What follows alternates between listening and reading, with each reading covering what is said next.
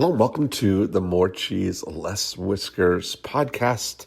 My name is Dean Jackson. I'm coming to you from Marina Del Rey today, just about to fly back home to Orlando. And we have a wonderful episode today with Vanessa Shaw. And Vanessa's let's call her a high-end coach. She's, been doing this a very long time. She has a lot of experience working with a lot of varied people. And we talked about some really cool things about offering high-level programs. We talked about using a book as a marketing tool, and I think you're really going to enjoy this episode. I'm going to fly back to Orlando, and I will be back again with you next week. Enjoy this episode. Vanessa Shaw. Dean Jackson. How are you? I am very well, very excited to speak with you. Well, it is all cool very is this? exciting. It's very exciting.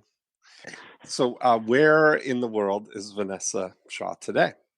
So Vanessa Shaw today is in a place called Corpus Christi in Texas, because I'm actually speaking to some female attorneys after we get off this call. So normally I'm in Scottsdale, Arizona, but I'm on road at the moment.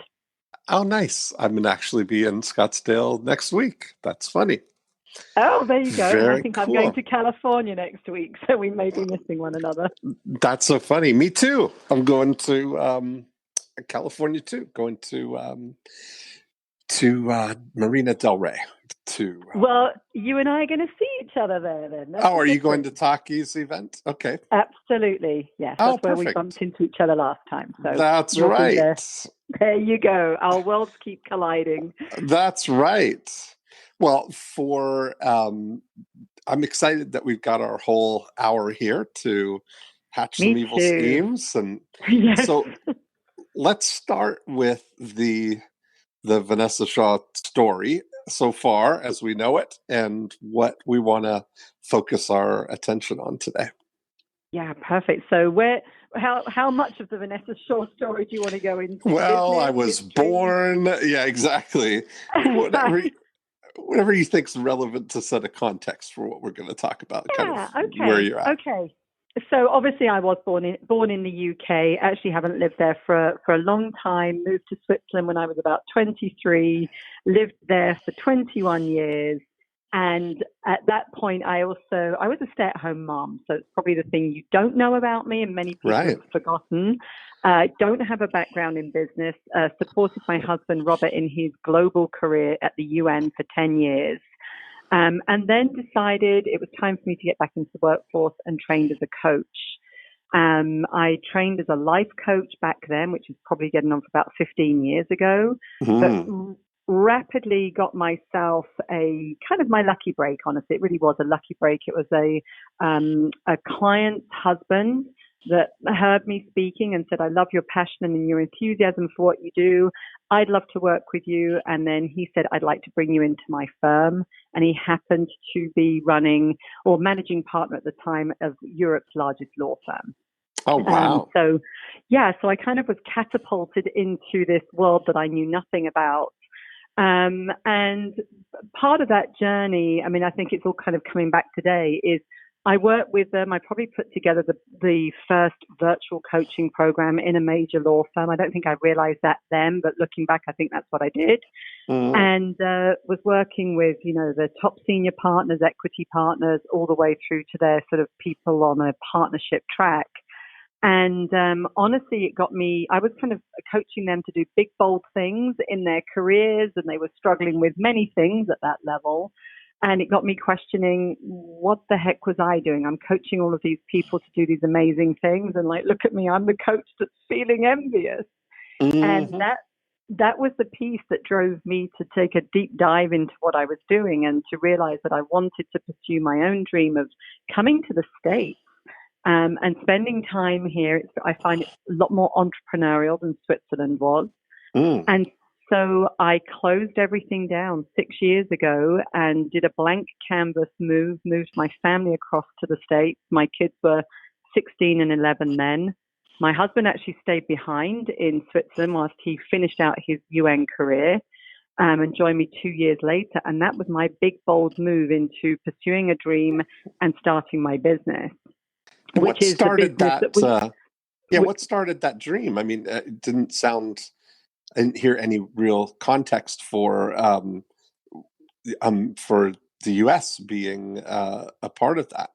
Was it right. just And the yeah, so land of opportunity kind of thing? honestly, it really was. I mean, Hmm. my husband's actually American, so I've been coming to the States with him and the family and kind of doing things, on the personal level. Gotcha. And the more I studied inside of my coaching career, I actually found myself coming to the States for training. I just was feeling pulled here. And Hmm. what I became exposed to was precisely that. It was this land of opportunity and an entrepreneurial kind of, like go mindset, right? It's kind of, I felt that was a massive difference from the market that I was in Switzerland. Sure. Hmm. Everybody was very gung ho and everything was possible. And that's what I was attracted to. Hmm. Interestingly enough, Dean, back then, I mean, the world was kind of giving me my signals. I started to get feedback from my local market in Switzerland. People actually started to say to me, you're becoming a little bit more North American, Vanessa. And it As if that's not and a it good wasn't thing. a good thing. It was not a compliment. So instead of sort of receiving it as an insult, I was like, well, perhaps that's a sign that I really need a bigger pond to go and play in. So that was a big Yes. driver, and I wanted an adventure. I wanted to do something different. Hmm. So that Oh, was a big driver. very nice. And then, so you've been. What are you focused on now? How's your Yeah, business look now? exactly. So what happened is in that move across the Atlantic, which is now that was what I set up my company actually in 2013. I really went full in the entrepreneurial market. So it was like people that were solopreneurs like me at the time that were passionate, wanted to grow their business, kind of productize their IP and things like that and get them started. So that was where I started. And then today, that business has grown into, a significant business. We've got, 7 people on the team now, employees. We serve, people in our programs. Each year we've got different levels of programs that we work with. So the business has grown significantly from that startup mode. And Hmm. today I'm honestly in the what's next. Okay. I'm really in that now. We've achieved the initial dream, the 5-year plan. We've done it. Now it's okay. What does that bigger, bolder plan really look like? Like the bigger dream. Now that we're here, Hmm. and honestly, that's what I'm so excited about today because it's kind of that's taken me in multiple directions. Feels like there's so many things that I could do, we could do, that we keep bouncing around ideas and creative ideas, but not landing on something long enough. And in fact, the event that you and I think we were both at with Taki, or it may have been the one afterwards, Taki was really challenging us to go after this one target market. Hmm. And I said, you know what? I tell my clients to do the same thing, and I've got to look myself in the mirror here and say we've gone with market creep. We've started Which to is creep all over. that's very funny because that's actually what I'm going to be speaking about at Taki's event Perfect. is single target market and Yep. getting people to raise their hand. So that's good. So we can have a little, you know, little prelude to that right now. Exactly. Okay. Exactly. And yes, so that's why we're. I mean, I think we're in such a great place. We've got so much to offer, so Hmm. many different tools. I mean, it's like we're never stumped with helping our clients. We get them great results. They're very loyal. As I Yes. say, now it's almost that. Oh my gosh, if we really want to scale this next, where do we put our energy in, right? Right. So that everything's not getting messy and overcomplicated. Right. Well, the question that I would ask and helping to guide maybe the thinking around that is I always start with it without thinking about like the economics of it or the um, what might be a good kind of fit or what people would pay for it is what's the best result that you with all of the experience that you have, everything that you've done up until this point has prepared you uniquely to be able to deliver this level of result to somebody, right? Like often you get to a point where you start out attracting a target market that is a little bit ahead of what your capabilities are, in that you figure stuff out and you get to a point where you can help them solve a problem. Let's say that you're initially the problem that you're helping people solve is to get to a 6-figure business. And Exactly. Yeah. and now you've solved all of those problems. You've got that, and your capabilities are so much more that you want to keep moving forward there. And so I always start with that and think, what's the best thing that you could do for somebody if they would just get out of your way, regardless of what it costs? If it was just that your responsibility was to provide the highest level of result that you're capable of producing for people right Gosh, now. I know that's such a great question. Right. And again, I'm going to answer it. Perhaps I'm ducking out of the question here, but it's kind of like there's so much, right? Because again, in those early days, I felt like it was limited to a certain amount. Whereas now, I mean, the promise, and I get it, this marketing speak is, we can really create really great revenue breakthroughs for people, right? So they're in business and like really keep constantly helping them break through their upper limits. So that's one thing. There's the other side where, we have visionary people. They want a bigger impact. They want to touch more people. Impact might mean they're building their team and their company, right? Is they're providing jobs. Yeah. Right? We can help them with that as well. We can help them with leadership, right? That's often not something that we're thinking about necessarily in the 6-figure world, but really, who do they need to be? And that's probably one of my favorite places to coach at those higher levels is, who do you need to be in order to drive that vision, right? So because we believe that in order to grow your business, you as the leader in the business has to grow, right? And it starts with you. So we know as well that, if somebody just gives us free rein and wants to listen to every bit of goodies, right, that we've got, I mean, they can transform, every aspect of their life and their business. I mean, it becomes, a holistic system that keeps building on itself. Yes. And how would you measure that, in terms of the transformation that you'd be able to create? Again, great question. I mean, we do measure in terms of metrics, money and profit, and particularly with our higher level clients. I mean, they have to report in their metrics there for us. So those are easily measured. There's most definitely the happiness quotient, which is far more the subjective. But the clients that just report back, so often we'll get those ones that report in, my God, I just love my business. I'm loving what I'm doing. I love actually growing my business now, whereas before it may have been a mystery and a pain in the butt, right? Something that they felt they had to do on the side. I know that when they're starting to say, oh my gosh, Vanessa, I really want to be the CEO of the business now.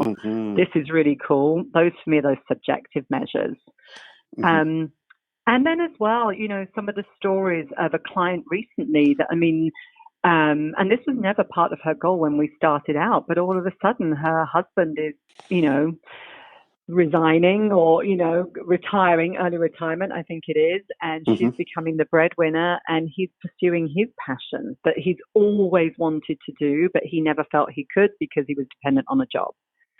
So we've got lots of those anecdotal, what I call more lifestyle outcomes that happen as a result of being able to grow that business. Yes. And that's, it's an interesting combination when you can combine all of those things. Like one of the things that I've done recently, I would say the last 2 years on the real estate side, we have our kind of the philosophy or the group that we're building are people who are attracted to the idea of the listing agent lifestyle. That's the Mhm. foundation of the things that we're doing. And so we've identified 8 elements of the listing agent lifestyle. 5 of them are measurable, quantifiable business elements, like getting listings and multiplying your listings, and getting referrals and converting leads and finding buyers. But 3 of them are qualitative lifestyle things that are Mhm. um, daily joy and abundant time and financial peace. That all of those, when you put a sort of quantitative measurement on a qualitative thing, people get clarity. And I think that self-assessment of those things um, is a great motivator. That people can feel like they're making progress on something, but you have to show them how to think that way. Absolutely. Absolutely. And as I say, that's why I think that, our confusion has come in right now, because it seems like these are big, bold promises, right? Depending on where Right. somebody's starting from. Yes. But we've got the tools, we've got the system, we've worked things out, right? We're good role models as well for actually what we're teaching. Yeah. So I've always been about, yes, grow the business, but there's a certain lifestyle and calm and happiness, if you want. I want to be able to Yeah. still go out and walk my dogs every day and be on the Yes. tennis court and those other things, not just it all be about business.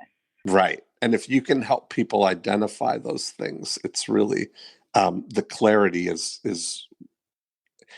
that's a great deliverable for them too, to have that.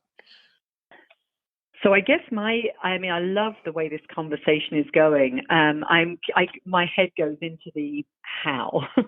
Well, um, I don't think we're done with the what yet. yeah. That's part of it, right? Is to identify uh, the outcome that you're able to create. Now, but I always then couple it with what level of that result are you so confident that you would stake your compensation on it?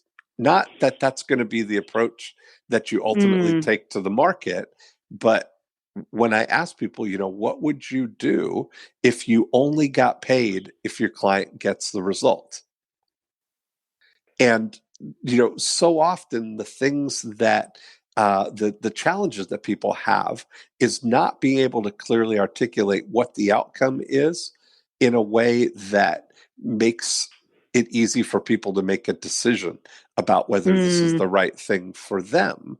And when you're going into the higher level things, there's a temptation to sort of hide behind the sort of intangible elements of that they're happier and that they're um, feeling less stressed, but that doesn't necessarily have a monetary outcome or a measurable Absolutely. outcome, right?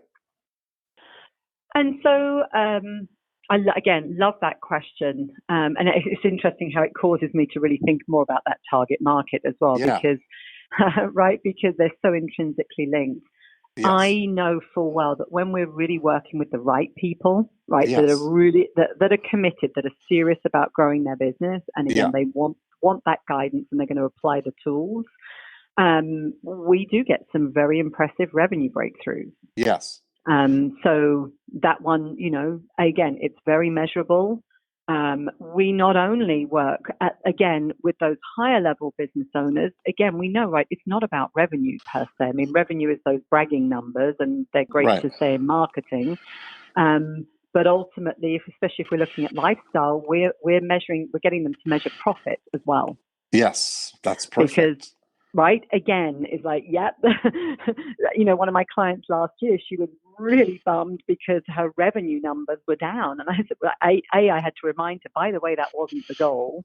Right. It was about profit, because we wanted to build a nest egg of profit, because we've got other things that you need it for. And her Mm-hmm. profit was, I think it was like 3 or 4 times previously what it had been, and it was a very enviable number. Mm-hmm. So those are definitely some very clear measurables. Mm-hmm.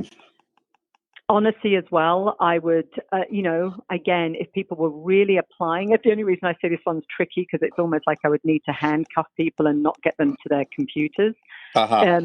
That, time off, that's something as well Yes. in those higher levels where we're really Yes. saying it's not about the hustle. Right. Where is that time away, that creative space that you're just, nurturing yourself? So we, again, Yes. that's something we really drive. So I would say certainly those would become very measurable. Mm-hmm. And it's difficult in terms of the clients. I think, in terms of the clients, it's not necessarily about more clients right at that Right. level. Sometimes it is. My head's jumping around all the different businesses we work with. Mm-hmm. Sometimes it is because they are more of a, transactional based business where they're kind of filling the time, or they've got teams that are filling the time. But other of our clients, it's about actually having less clients that they're actually working with over longer periods of time, and those clients are actually paying them more.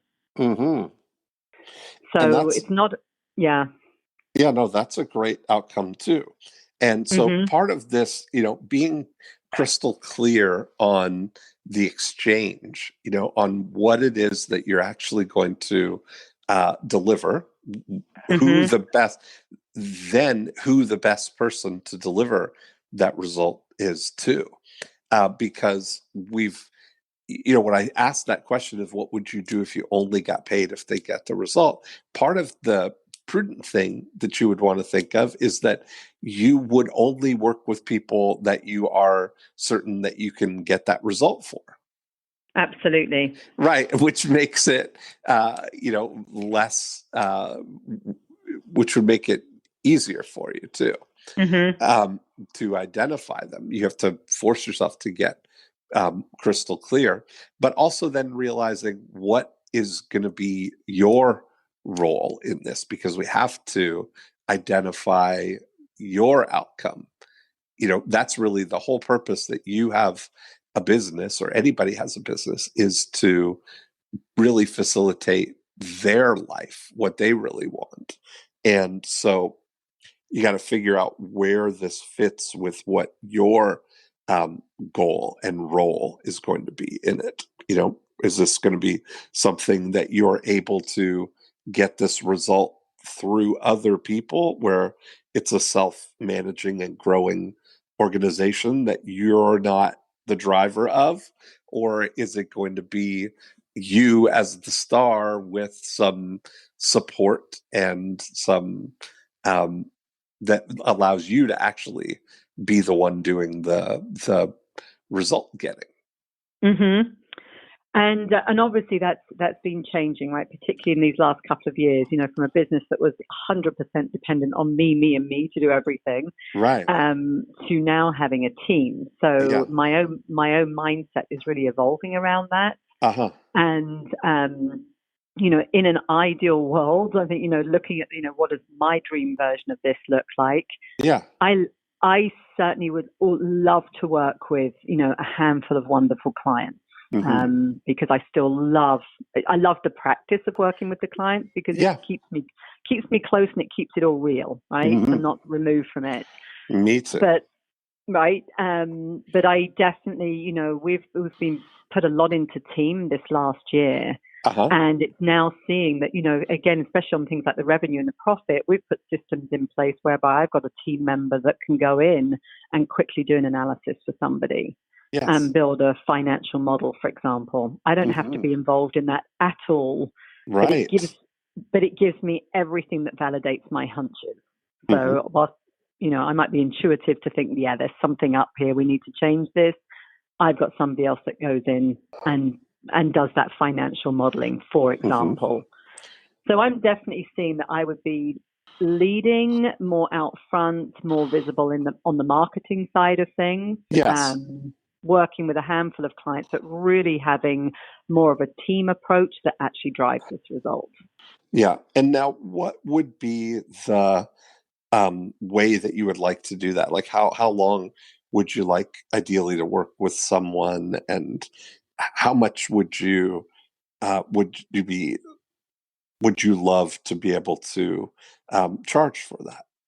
I know, great question. Um, so I've actually really enjoyed having long-term clients, and that's Yeah. something I've actually had from the beginning, a Hmm. lot of long-term clients. So I enjoy that. I enjoy the energy of that and the relationship and deep, and there's just a trust level where I find it so lovely to work at that level. Hmm. Um, so ideally, I do want to have, kind of, some of those clients for life Yeah. where we just keep going and going and going. Hmm. One of the things I really have been thinking about a lot for myself recently was around the what would it look like to be charging six figures for a year. Hmm. Um, that's something that I've actually invested myself. It's something I've actually done myself, Uh-huh. where I invested at that level, Yeah, and and you've seen an experience of what that, what you get at that level, or what exactly, the exactly. So I've been on the receiving end of that, hmm. and now I have been toying with the wow, what would that look like? And Yeah. interestingly enough, though, where I kind of got stuck in my own thinking was it feels like it needs to be me Hmm. that delivers. And Hmm. so when I start to think of it at that level, I'm like, oh, I'm not sure if that's really what I want to do. So I'd Yeah, love and that's creatively part of it, is having any reluctance, like when right? you look at, yeah, you have to be kind of willing to um, set things up so that you do the things that bring you the most joy and challenge you at your best. So that is where I need to, allow my thinking to go on this. Hmm. Is in that program, not falling into a trap of thinking it's kind of more stuff Right. um, and more Vanessa, but it's, as you say, it's more, more joy, more challenge. Yeah, and especially if you're creating results that are um, something that you maybe haven't done before, or something that is you're completely suited for, but that it's still the part of it that you really enjoy. Hmm. Yeah, I still really enjoy, like, I enjoy this kind of conversational um, consulting, coaching, dialogue like this. And so almost everything that I do is around that. Everything is around keeping me in the highest level conversations that I Hmm. can be in, and knowing that through those conversations I can guide and direct an outcome that has a tremendous financial impact on people, and that I can charge accordingly for that. Hmm. And so I like that kind of thing. And I've had this past year, around Thanksgiving, I decided, I was looking through everything that I do. One of the things that, because I'm also a big believer in investing in um, being in environments that are challenging to you. So I'm part of Dan Sullivan's Game Changer program. Yes. And so that's a $50,000 investment, but it, one of the things that um, one of the mindsets that we've had through that is thinking about collaboration as the winning move. For me, that's really the best things, is being able to take the things that I know, or the things that and that you're collaborating with people in a way that you are bringing the who, which is you or me, to a situation, rather than focusing on teaching people a how to do something. Mm-hmm. And that's really been, it's based on this idea that it's the power question for entrepreneurial, like, progress, is really about thinking who, not how.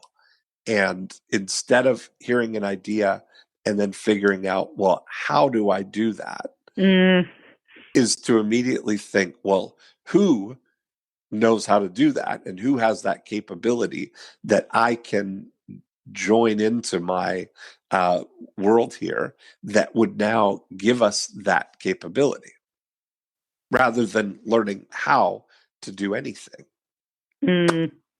And it's kind of when you look at so much of the time that we spend in our businesses, one of the great exercises is to look and see how much of the things that you are doing could be done by somebody else, by a who, and how much of what you're doing could only be done by you. All the things that I do, like these, and I've been pursuing this for a long time, this idea of removing myself from everything that doesn't require it to be me.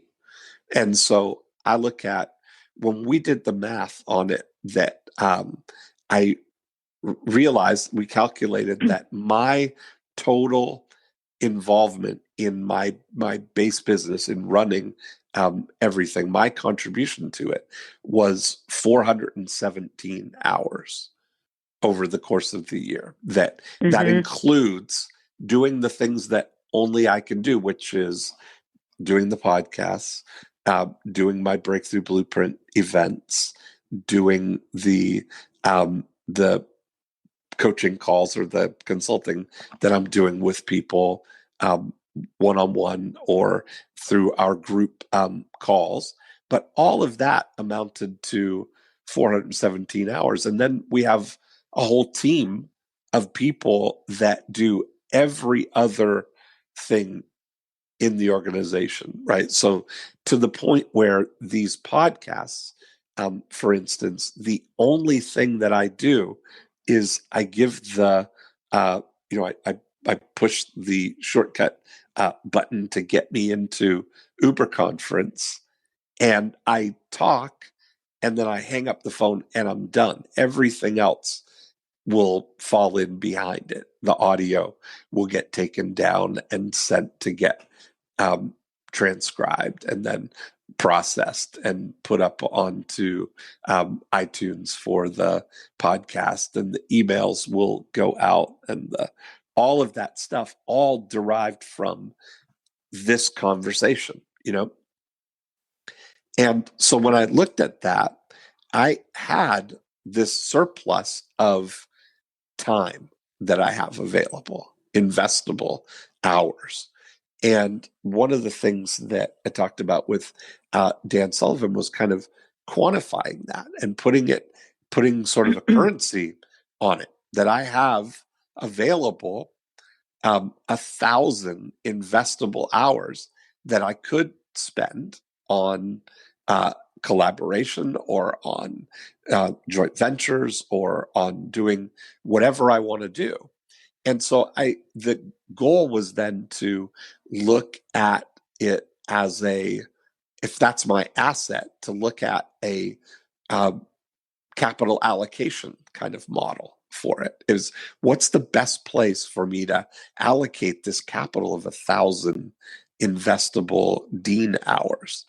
And I made the decision that I would allocate 20% of it, 200 hours, to a private coaching group where I would work with people one-on-one. And so I, would take 20 people and work on that basis. And I just sent out an email to my list, to all my people, and said just that. I'm going to be working with a handful of people one-on-one next year. And we're going to focus on applying the 8 profit activators to your business. Would you like to work with me? And just that short level of invitation was enough to, get the people who already know that would be a good idea to raise their hand and just send them the details and then enroll in a collaboration with them. And so it was really kind of effortless. That what I would encourage for you is to think that way about it, to think what would be the best way that you would love to work with somebody that would also be a dream come true for them, and then just invite them. Love that. Right? Like, it's just, you've got already a reputation, and you've already got a group of people who know you, like you, trust you, and would just love to have the opportunity to work with you on the highest level possible. If you just asked them. Yeah, I love that. And it's interesting because it's when we first met in, I think it was Redondo Beach, and you'd given a talk on the, which I just loved, which was the moos and the whoos. The self-milking cow, yeah. Exactly, the self. I just absolutely loved that, because I sat there going, oh, wow, yes, I have got way too many things on my plate. Right. So we've actually been, I've actually have been going through that process. And I'm in Dan Sullivan's, signature program as well. So Okay. but decided to. So again, it's again these same themes are coming up, Yes. and it's really that place right now where I've got to train myself to get more of those things off my plate. And honestly, I love what you're saying there. Some of the smallest things. Off your plate, it's like, yeah, let's do the podcast, but we don't even have to do anything else, right? Somebody can pick it up exactly at that point. Exactly. And that's what, so I've been for years now doing that. And that's the first step of it, is to really evaluate all the things that you're doing right now, because all of the bigger aspiration things that you want to do are all going to come from freeing yourself from all the things that don't require you. Absolutely. And that's kind of the great. I'm just so happy that, Dan Sullivan has really taken to this who, not how idea, and it's become the foundational principle of Strategic Coach. All of the programs are kind of based on this idea of who, not how, and that we've got a whole vocabulary around things like that. So that the first goal is to create 1,000 who'd up hours, is what we call it, where we're removing you from 1,000 hours of stuff that you're already doing that can be replaced with a who. And once you replace yourself with a who, you've who'd yourself up from that activity. And you have that hour now available to invest in the bigger future items, Yeah, I love that. It's so interesting, because right at the beginning of this call, I even said to you, oh gosh, my head's immediately gone into the how, right? I think we are all so conditioned, right? Is that immediate to how, and certainly as somebody that's got a business off the ground, everything was dependent on me. So it's that next level of thinking to really see, what are all of those things that somebody else can do, and frankly can do even better than I can, because it'll be done more reliably and more. For sure. Yeah, that's part of it, and more thoroughly, that you could even go above and beyond what you would do, just because you have limited time to do it. But if their whole responsibility is doing one particular thing, that makes a big difference. Absolutely. How are you doing in that sense of abundant time? Would you say, like, how much of your time do you feel like you have free or available to invest? Yeah, so this one right now, this month, my COO just said to me, she was like, whoa, your calendar is crazy. So what's happened right now is we've shifted me out of certain things and freed up time, so that now what's happened is new things have gone into that time. And when I say new things, And this is honestly where I have been thinking, well, we've just got to make this easier or simpler and not get bogged Yes. down in the details. Yes.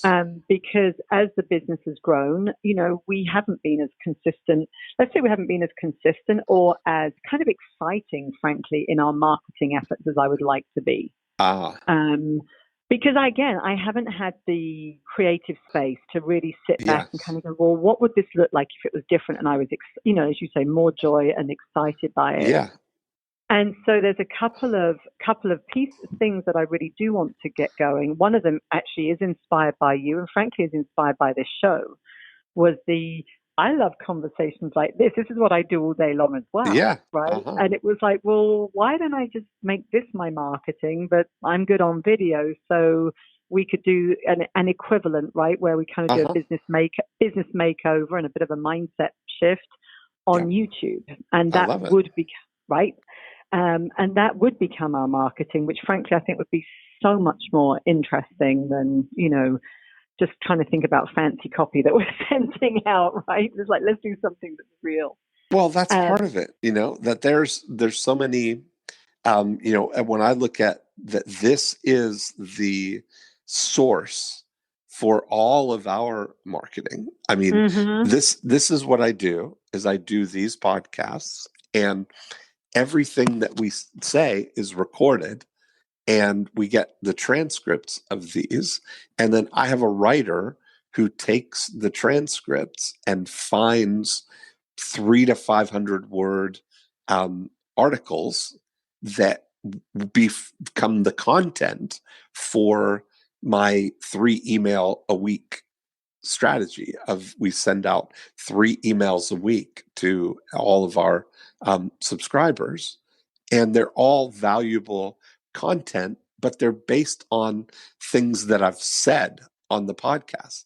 Because often when I'm talking about a concept, I'll tell a story, or I'll tell an example, or I'll share a philosophy, or an anecdote or something that can be turned into that 300 to 500 word item that drives those emails. And then the email is always the carrier for my super signature, where every email that goes out offers people the opportunity to get help with whatever it is that they want. Because I say it right to people every time. Plus, whenever you're ready, here Yes. are 4 ways that I can help you grow your business. Yeah. No, I And love that. So so coming back to it is, right now it's, what's been the time that has been filled up is with some of these creative ideas and wanting to move them forwards.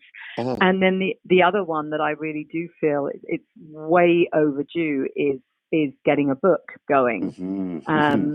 And again, being super honest, I've been honest with this one on my community. I've procrastinated. It's like, what yes, book? It's what's this? I've got so much to say.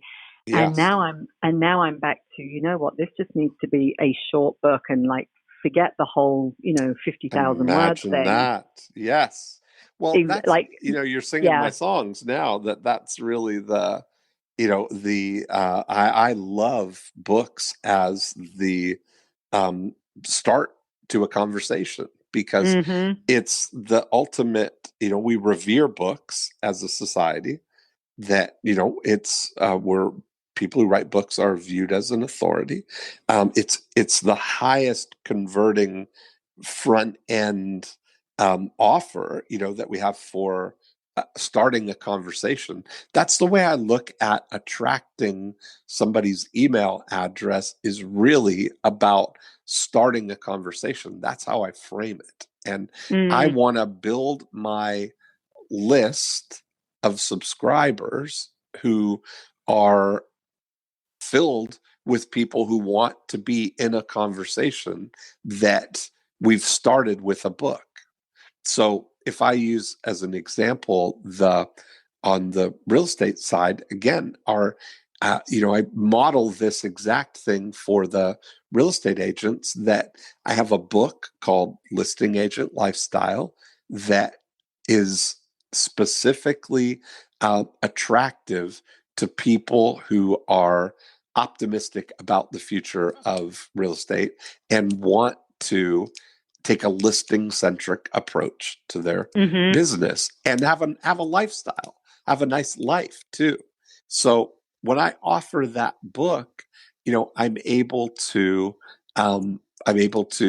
engage in a conversation with people who want that for their life, right? That's why would somebody download a book that is called The Listing Agent Lifestyle? The future of real estate is better than you think. Yes. That's a even better than you think. That's the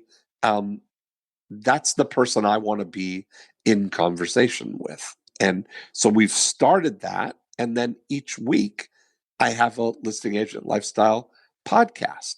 Same model as More Cheese, Less Whiskers, where each week we're talking with one real estate agent and focused on applying the listing agent lifestyle elements to their business. So you don't need for the book to say it all. What I've learned about book marketing as using a tool to start a conversation is that the things that really matter, like to trigger that I want that response in people, are that you have to have a book, you have to have a title that as soon as they read it, they say, that's the book for me. And you have to have a way for them to get it, which is just a simple landing page, right? The offer for them to get it. And those three things are 100% of what drive the success of your book marketing offer, because what they don't know at that point is how long it took you to write it. That doesn't matter. How many pages it is, they don't know that or care. And because you're offering it to them for free, and how cleverly you phrased the third paragraph of chapter 2. Nobody cares about that. Exactly. Even though people slave over all of these things, right? Right. It's really about, can you get the conversation started? And so all I want is that if somebody, and you look at the best titles of books that you see out in the world, like if you see a book called The 4-Hour Work Week. I know, right? Right? Like, how great is that title that Tim Ferriss came up with? And I mean, compared to what it could have been, which was, drug dealing for fun and profit, or whatever one of the other titles was, it says so much that people can grab. I call that a name it and claim it title, that people, they see it, they say, oh, I want that. And they grab the book. And, I think about Dave Ramsey's book, Financial Peace, as another one of those, that for somebody in financial turmoil, it feels like just holding that book to your chest is going to lower your blood pressure. Right. I know. Absolutely. Financial peace, just holding it, you feel the peace washing over you. So that's all that really, it's everything. The title and the fact that you have a book, there's so much that then triggers this automatic response that people have of wanting what you're offering. And so that's why, I put together, I have a whole team at 90minutebooks.com that's all we do, is we help people write and publish those books. And the truth is as well today. So I kind of like, and this was this week's epiphany. In fact, it happened because I was injured. I was actually out playing tennis and I got injured on the tennis court. And those things do it. I just couldn't move. I had to cancel things, had to go into therapy. So it was one of those moments of, actually, this was a gift, because it's showing me how to kind of streamline some of these ideas and make them simpler. And the reality is Yeah. nobody, what's that other wonderful title, like Nobody Reads Your Shit, the recent one. Right. I think it's, again, none of us have time to read these long books, and especially Right. my audience of business owners, they don't have time to read. So I love the idea of, it's like the show for me was like, well, that's easy. I do that all day long anyway. Yeah. There's no skilling up to be done there. In fact, Right. it's just my joy zone. And honestly, with the book, I love what you're saying there. That you've given me some clarity to think about is just creating that thing that's going to be, yeah, that's what I want, right? It's Yes. building that initial desire Yes. enough for them to say, okay, it's a free book. It feels inherently valuable because it's got the title book. It looks like a Yes. book, and I'll And it is a download it. book. Yeah. And And it is a that's book, part. yes. Yeah. And, the fact that people can, like, the difference between the way that, people react and respond to books is that a book is something you can gather right now to bookmark a future intention of, I want to get this benefit, so I'm going to get this book. I don't have to consume it right now, but I can, just by them asking for it, they've indicated their interest in it, which is all we really wanted the book to do in the first place. Whereas if you're using a webinar or you're using something that the price is not only their name and their email address, but they have to commit to watching it right now or at a specific time, it's a bigger thing.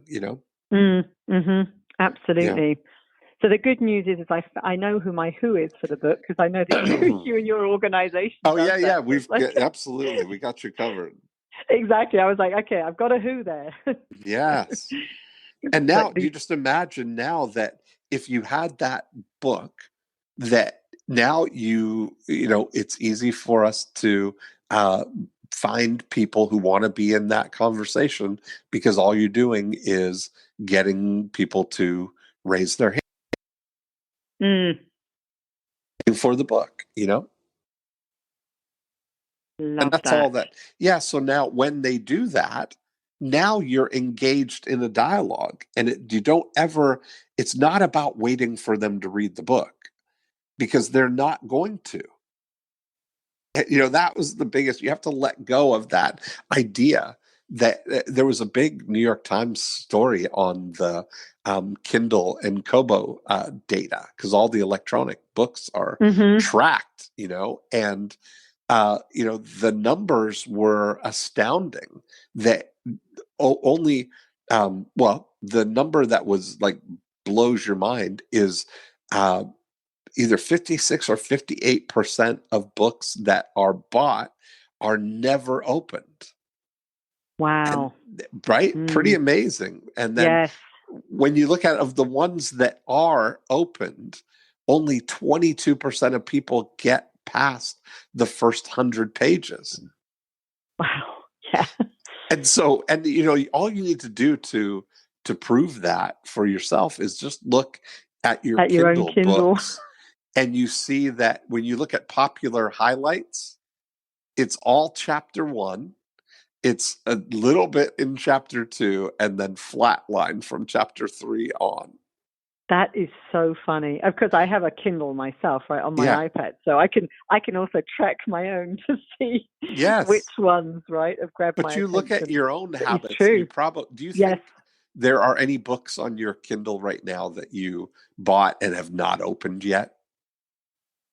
No, Dean, I'm the You're a exception. reader. Okay, good. No, no, no, no. I'm joking. No, Yeah, of of course there course. are. Of Yeah. course, there's And probably so, some. If we're being honest, that I even forgot to download. Right? I mean, let's yeah, be real. right. Or how many times have you bought a book at the bookstore and gone to put it on your bookshelf and realized that you already had it? I mean, that's I have done that several times. yes, of course.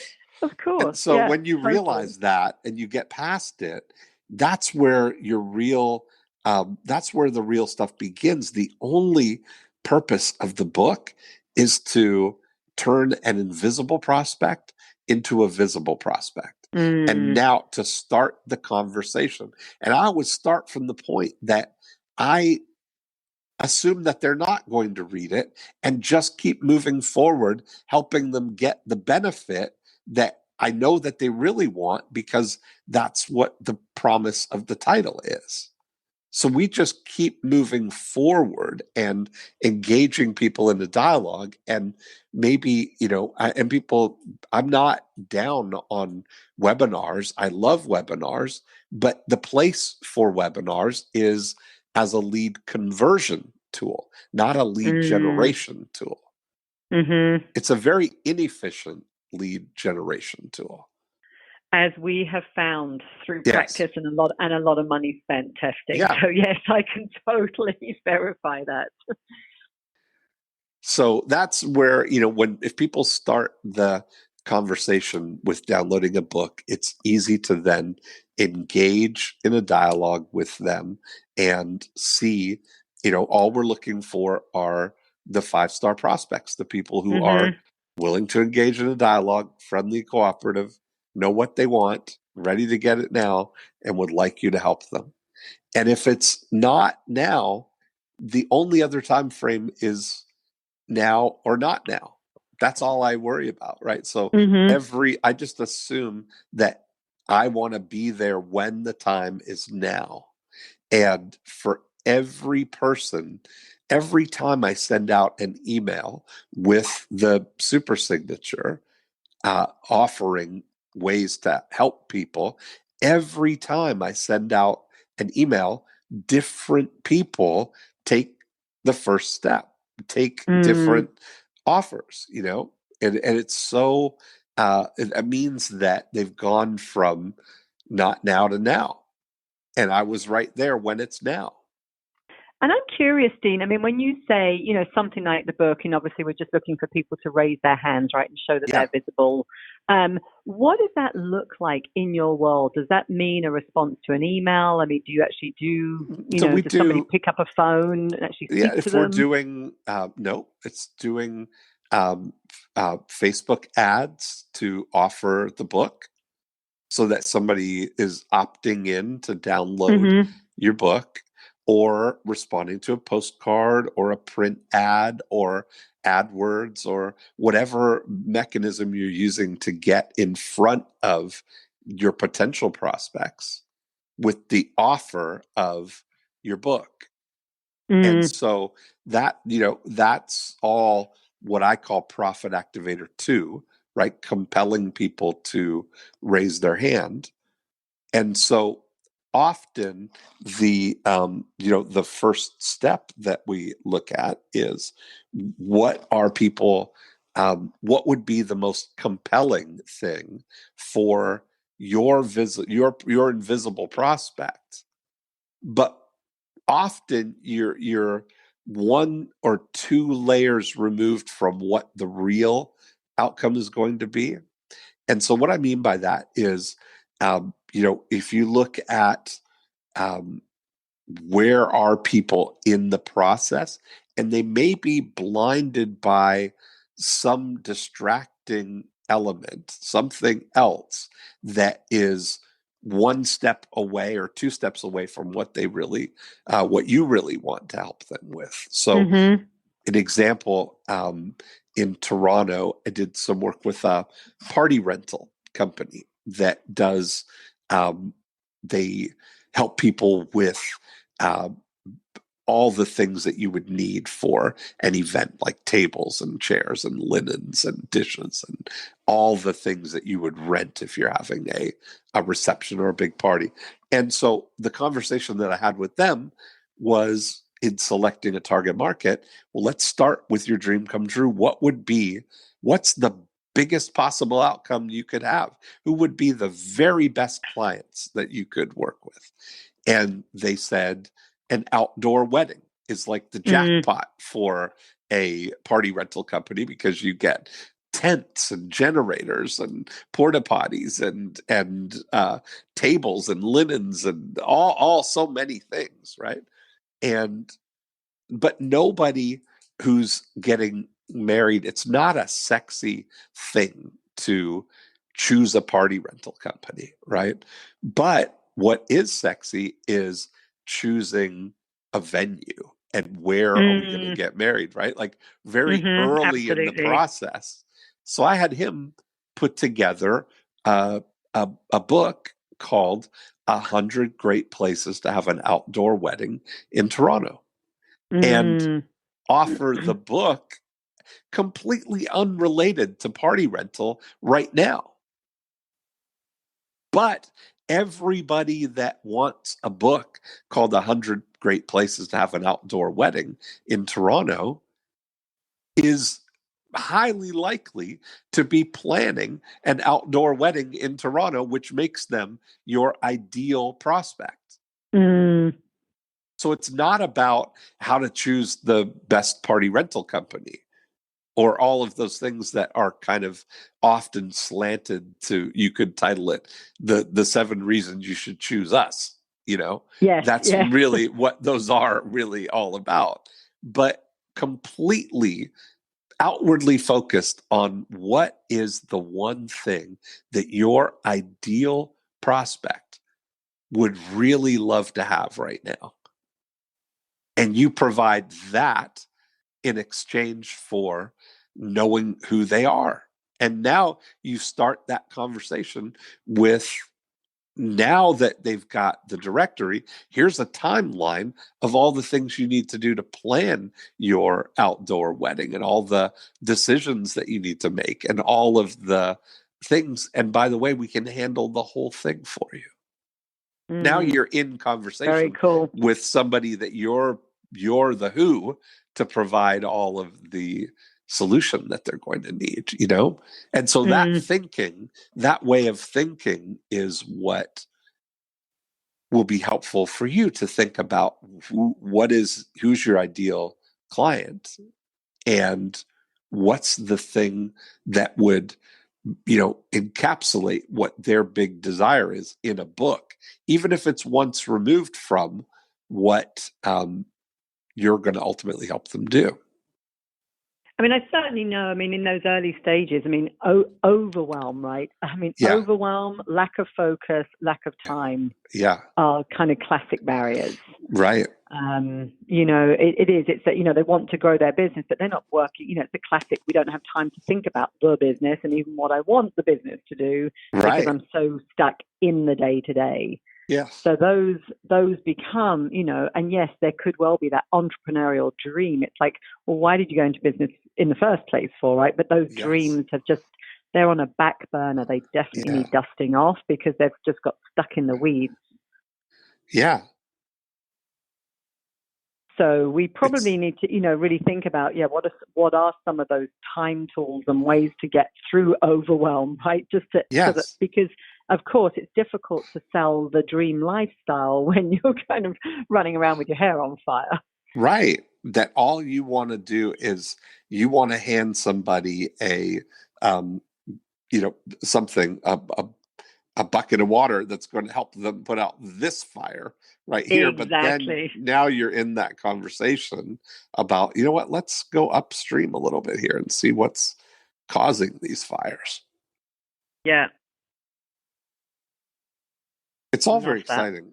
Yeah. It is. It's very exciting. And, I get super excited because, again, I really believe that, entrepreneurship is the path to ultimate freedom. It's highly creative. We get to have these conversations, periodically, and frankly, they should be more regular about, what does the dream client look like? What does the dream business? What role do you want to be playing in business? How many hours? It's all of those really, really cool things that we can speak about in the entrepreneurial world.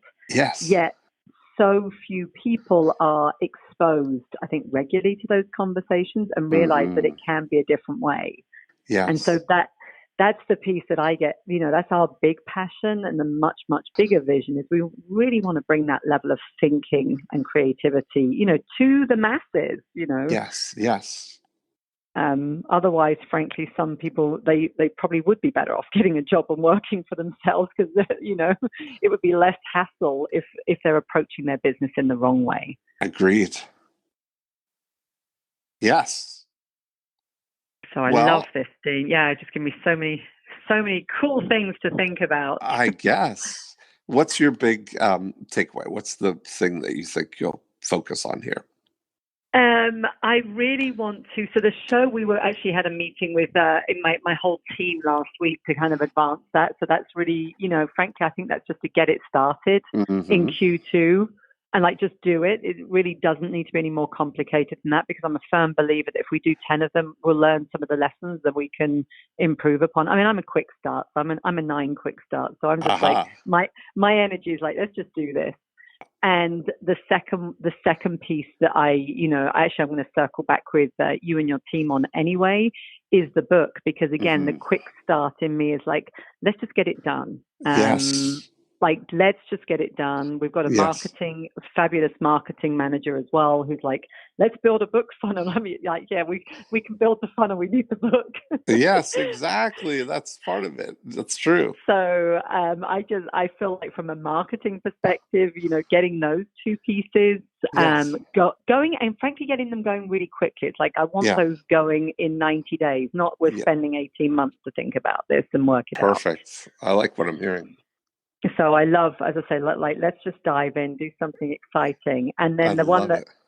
definitely I want to give a little bit more thought to is that dream come true outcome from a client for a client. And then really what that would look like in terms of delivery so that I feel really excited about it because that is right now I haven't quite landed on it. But Yeah. something tells me an exotic location is involved. So Oh, well, there we go. that's what I'm thinking. I'm thinking, yeah, let's just go outside the box and do I something love it. gorgeous. Yeah. Perfect. Well, I'm looking So forward to seeing you next week then. me And too. yeah, we can have another conversation about it. Would love to, you'll have some time to think, and I'd love to carry on the conversation. So, Totally. Well, how lucky am I? I get to get your brilliance today, and then I get to see you in person next week. So oh, yes, I definitely feel. Thank you so much. This has just been super helpful today, and awesome. my energy is definitely high around getting this implemented as There we well. go. All right, we'll go knock them dead in Scottsdale, and then I will I see will you do. next week. See you Bye. soon, Dean. Take care. Bye. Bye. And there we have it. Another great episode. Thanks for listening in. If you want to continue the conversation, we'll go deeper in how the 8 profit activators can apply to your business. 2 things you can do. Right now, you can go to morecheeselesswhiskers.com and you can download a copy of the More Cheese Less Whiskers book. And you can listen to the back episodes, of course, if you're just listening here on iTunes. Secondly, the thing that we talk about in applying all of the 8 profit activators are part of the breakthrough DNA process. And you can download a book and a scorecard and watch a video all about the 8 profit activators at breakthroughdna.com. And that's a great place to start the journey in applying this scientific approach to growing your business. That's really the way we think about Breakthrough DNA as an operating system that you can overlay on your existing business and immediately look for insights there. So that's it for this week. Have a great week, and we will be back next time with another episode of More Cheese, Less Whiskers.